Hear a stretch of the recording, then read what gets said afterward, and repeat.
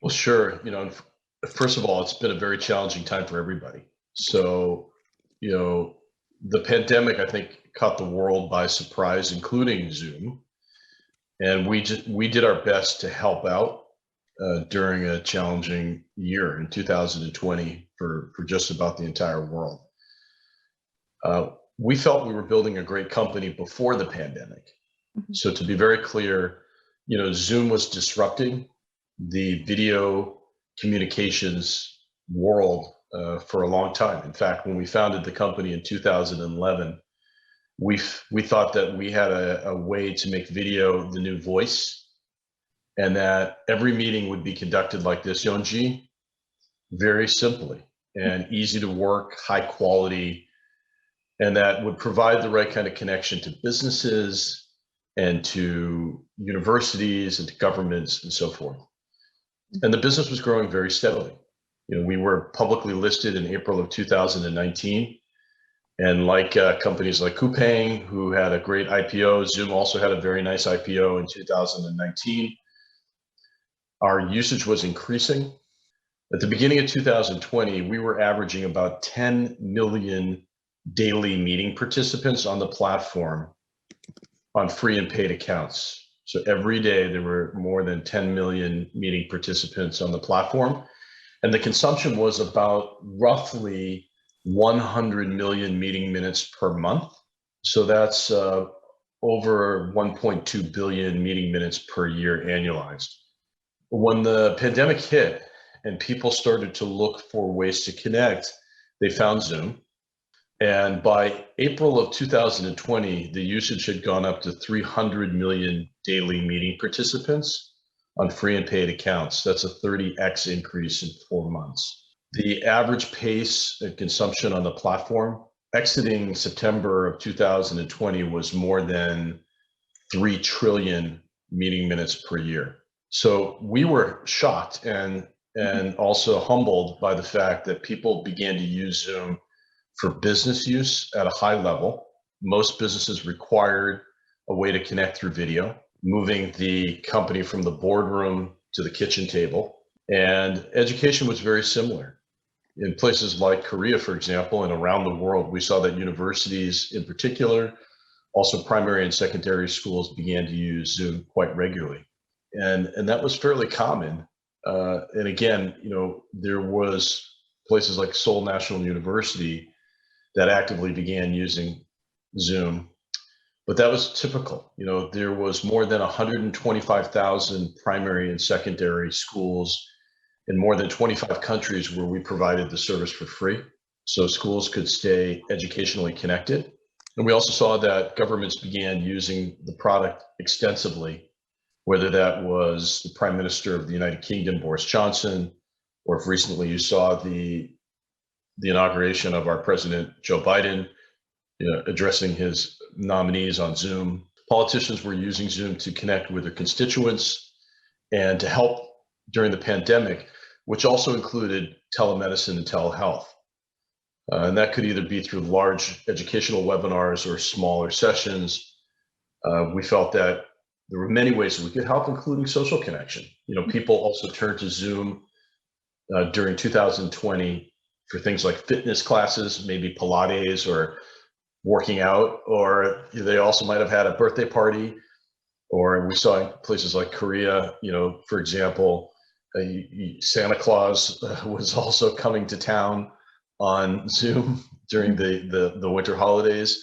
So we've been amazed at all the kinds of usage that we've seen, and that the ways that Zoom has been applied has been quite exceptional. So that's been fantastic for us to help and support as much as we can, and we're very proud of that.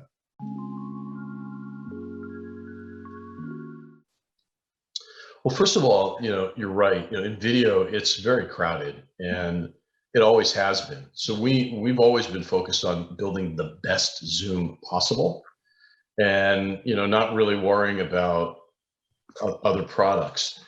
We set a mission in 2011 when we launched the company. Very simple, like the product just works every time. So regardless of the device that you're on, whether that's a mobile device or a desktop computer or a room system, It's always easy to connect, just works, and the quality is extremely high from voice to video. That's probably one differentiator, because it doesn't matter if you're in a high bandwidth, well-connected city like Seoul, or you're in a remote city or a remote town in Africa, or in Latin America, or other places where bandwidth is more constrained. The software actually adapts to the device, and it takes into account packet loss and optimizes for connectivity. So that simplicity of working with flexible environments is extremely, extremely important. We also found that, the product is very consumer-like. It's easy to use, it's flexible and adaptive. And we've created ways to blend the product into your general work use. So that means things like Zoom applications, or our marketplace allows you to integrate the software into just about any platform or product that you use. So you might be using something like Salesforce.com if you're a business, or you might be on a healthcare application. We can integrate Zoom for simple one-click action, which makes it really, really supportive.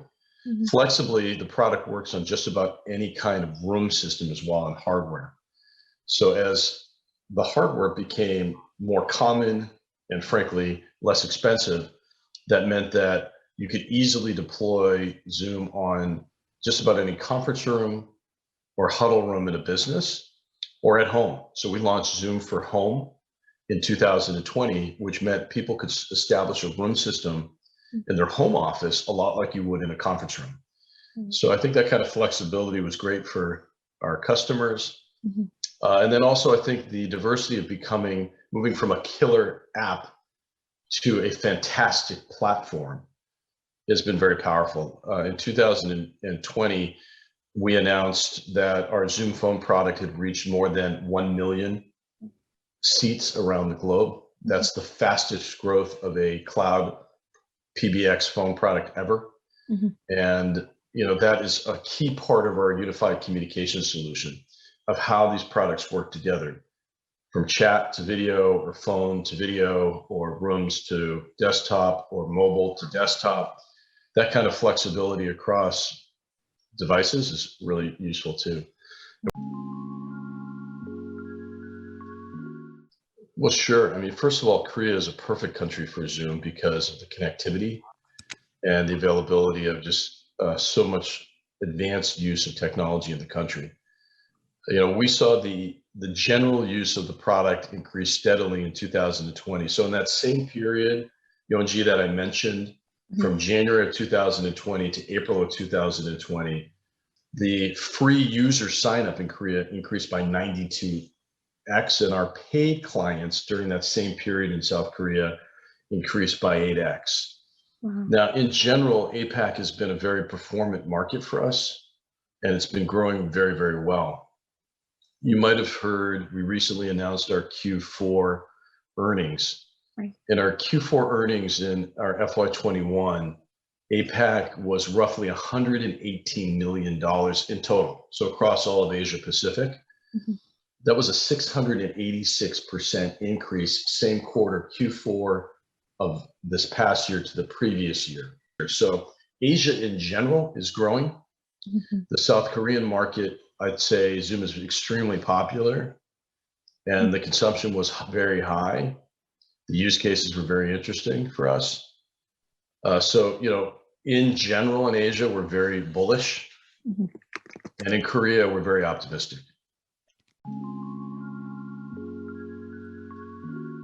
We do. In general, people are using Zoom to drive their business connectivity, business-to-business meetings.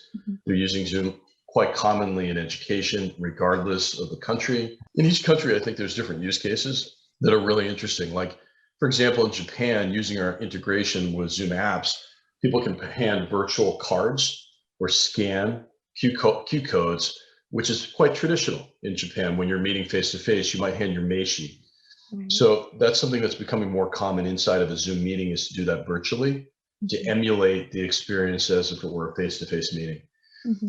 What I think has been amazing is to also see how people have used Zoom, you could say almost in the day-to-day cultural activities. So for example, in Korea, families have conducted the ancestral rite via Zoom, which was really pretty fascinating. And then in places like Thailand, I don't know if you recently saw the highlights, but there were more than 200,000 Buddhist devotees that gathered on Zoom to attend an annual prayer ritual. It was the lantern ritual in Thailand. And it was fantastic to see all these people connected through, their video screen and something that they couldn't do face to face. So that was pretty amazing. Mm-hmm. We've been humbled to see the New Year celebration in the Middle East, in the United Arab Emirates. So, there's lots of different, you could say, fantastic use cases. Mm-hmm. And I'd say there's a lot of day-to-day use cases where people have survived using Zoom as a way to connect with family and friends. Sometimes for happy celebrations like birthday parties or bar mitzvahs, sometimes for sad occasions like a funeral. So we've seen many different things. Yeah, I'm glad you asked that, Yunji, because security has always been extremely important to Zoom since we founded the company. You got to remember that Zoom serviced some of the largest banks around the world, some of the most important government agencies around the world, and high intense educational universities, some of the best universities around the world. And everybody looked at security well before the pandemic. But the use case was a little bit different. They were often managed by corporate IT, and we knew that IT would centrally manage policy and administration of the product on behalf of their employees. And the product withstood lots of strong tests on security. And we operate 19 data centers around the world ourselves to ensure performance and security of the product. Now, in 2020, during the pandemic, there were hundreds of millions of daily meeting participants that were often consumers, and things changed. So we doubled down, you could say, on security, and we enacted what we called the 90-day plan during the pandemic. During that time, we released more than 100 features unique to security on the platform, which included things like a safety button on the UI, which allowed you to have better control. If you were in a meeting like this, you could establish a waiting room, so we could view who comes into the meeting before. If you came into the meeting, I can easily lock the meeting, central control, to disallow anybody else or eject people. So we added lots more control for user security, and then we actually helped enforce some of that policy on the free accounts and the single paid user accounts by ensuring that things like passwords and waiting rooms were applied to every meeting. At the same time, we increased our security team. We welcomed Jason Lee as our new Chief Information Security Officer. He came from Salesforce. And during that time, we established a CISO, or Chief Information Security Officer Council, with 32 Chief Information Security Officers from around the globe that consulted and gave advice on how we could better our security policy. We also acquired a company called Keybase during that time so that we could add a feature called end-to-end, or commit to developing what's called an end-to-end encryption in the network security level. So I'm really proud to say that we released the end-to-end encryption in 2020. And we continue to develop features all the time with security in mind. We create policy and practice to ensure that meetings are secure. And then we also bring in the advice from our customers and our clients to make for a better product all the time, that it's as secure and safe as possible. I think so. You got to remember, these trends were happening before the pandemic. So the rise of the remote workforce, the gig economy, as it's often called, the idea that education could happen through distance learning was growing in popularity well before the pandemic. And I also think that, through consumer applications, people became much more accustomed to using video as a way to communicate. Video was becoming the new voice, particularly with the millennial generation and the younger generation. So we saw all these trends happening well before the pandemic. What happened during the pandemic is people got used to these things, and they learned about it all at the same time in one mass global experiment, you could say. I think that what's going to happen and what will emerge is a hybrid way of life. And what we learned during the pandemic will help inform how we progress and proceed in the future. So think about an office. Yes, of course, people will return to the office and they'll work in a physical environment, or they might work in a coffee shop from latte or otherwise, or they could work in all kinds of places. But the point is to give them choice and flexibility. So as people reemerge into the office, the way we work in an office environment will differ. You might be greeted by a virtual assistant, Yunji, not a physical one. And that virtual assistant might say, Yunji, welcome, Ms. Kim, welcome to the office. May I quickly take your temperature? And as you then enter and reemerge into the office and walk through the office, digital signage will help guide you. And that digital signage will also tell you things about your office environment, temperature, capacity of a room. So you can make the decision of how you work in a conference room, for example. And then if you elect to have Mina or others come into your meeting and have a meeting with people from your colleagues that might be working remotely or customers or partners, you can do that through voice. So you never have to touch the device, which is more hygienic. You can do that all through Zoom, or you could use your mobile device to start your meeting and connect. And the way people are then centered in the screen will become equal. So whether a person is physically in the office or whether a person is in their home or at a coffee shop or the back of a car, the meeting experience will be fully connected and flexible. That's hybrid. I think in education, it's similar.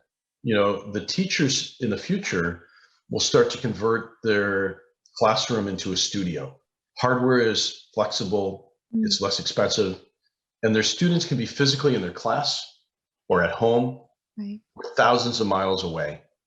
And think about the silver lining is that, you know, children in the past that might not have access can now have access, or if they had a physical disability and couldn't physically come to the schoolroom, now they can. So we think it creates a whole new opportunity, including inviting perhaps educators from different schools or different countries. And what's really amazing, Yunji, is that with some of our features, like, for example, live translation, and I could ask you to join on channel 2 and hear my English translated fluently into Korean, or we could use transcription, so you could follow along with transcription and make the meeting experience more globally connected more easily. That makes boundaries less challenging, and those boundaries could be language. So we think that the concepts are very endless, and that as people reemerge, they'll consider how they use video and be, I think, very innovative, including new models, by the way. Like in the United Kingdom, we saw a company called John Lewis, which is a large retailer, introduce a whole new virtual shopping component. And that shopping component allowed people to have a virtual shopping experience with a virtual shopper helping them with that process. Why not continue that even after the pandemic? And that's those are now possible, things like that.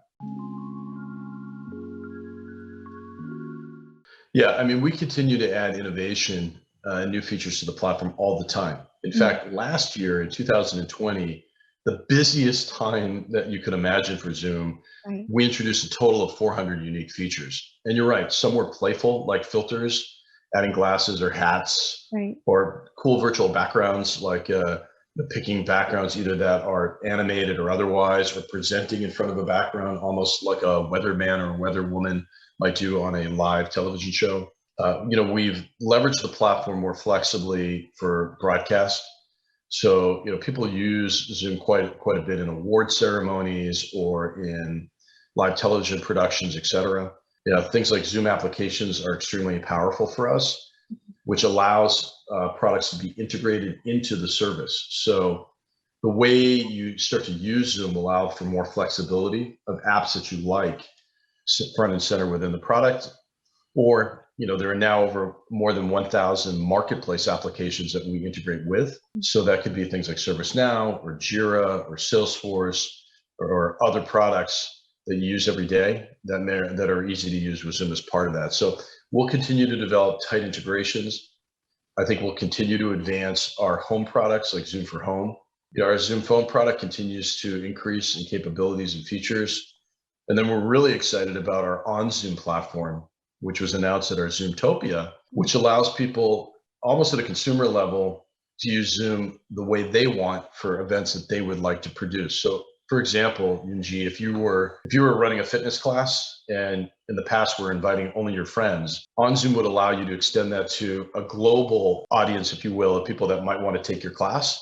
And you could apply credits or charge for those programs and start a small business. So that could be for fitness, that could be for translation, that could be for education. So we think that empowers people to use the platform themselves and get fairly creative on how they establish a commerce model using on Zoom on Zoom, True. which is pretty cool. Yeah, I mean, Eric has always said, Eric Yuan, our CEO and founder, said, look, the ultimate vision is to make this meeting experience as close to face as possible. One day I would like to shake your hand or have a hot coffee with you that you could smell, through the Zoom screen, or, have a feeling of touch with products or otherwise that we might share more intimately. So the truth is the capabilities of video will continue to increase. It's quite amazing, really, the quality now to think that you're in Seoul, Korea, and I can see you perfectly. I can hear you perfectly, and your background is crystal clear. So those kinds of things seem trivial, but they're actually very, very complicated to produce. And the fact that we do that thousands and thousands and thousands of times every day is amazing, because the performance is challenging. But we want to continue to push, you could say, the level of innovation, and we want to continue to challenge people to use Zoom in new, innovative ways, in creative ways for their business, for their personal use, for their educational use, for their governmental use. When we achieve that, then we'll celebrate. But I think that's still a long time to come. Right.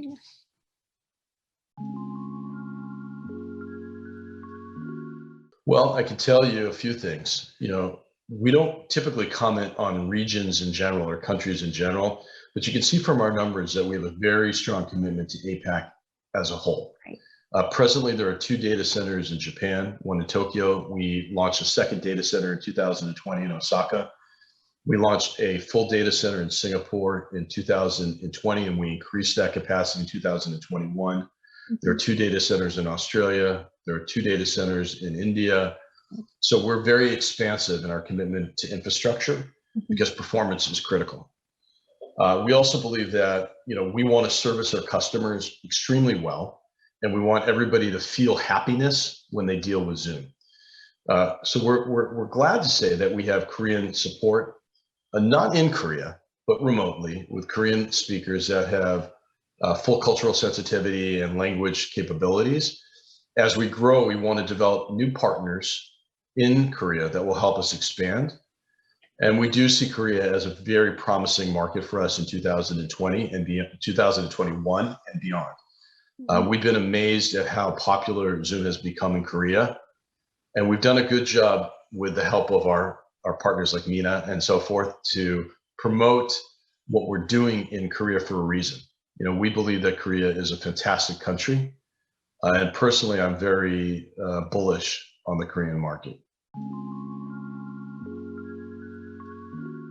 Well, in general, we look for different kinds of partners. So we work traditionally with partners that are value-added resellers that can resell the product at a licensing level. Right. We look for integration partners, and those are people that will integrate the Zoom product and platform into their services.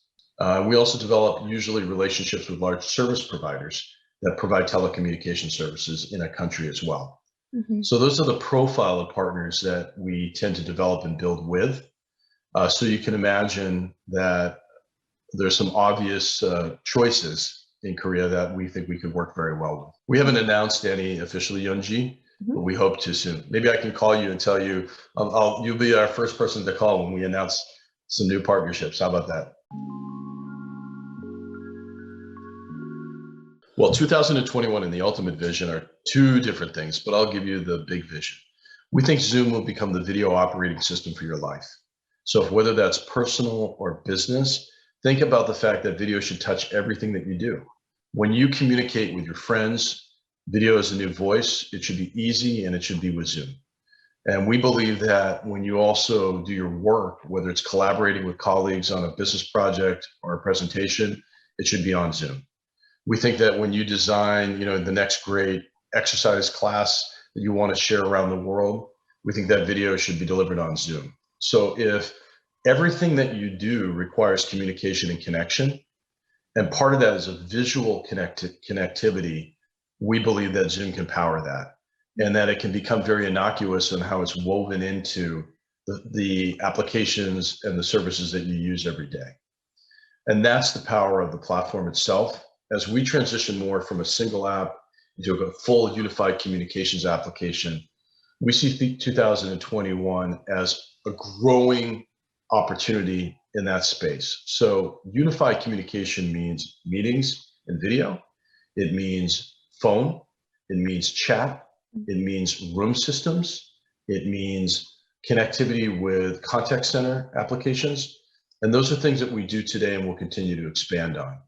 In fact, Gartner, which is, of course, a large analyst agency, as you know, in 2020 named us a leader in the Magic Quadrant, both for meetings and for unified communication applications. So for unified communications as a service, that's the first time that any company has started in the leaders quadrant.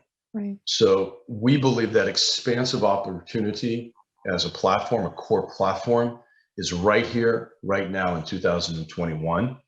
And we will develop and grow very strong around that. Thank you. All right, thank you. Bye-bye. Bye.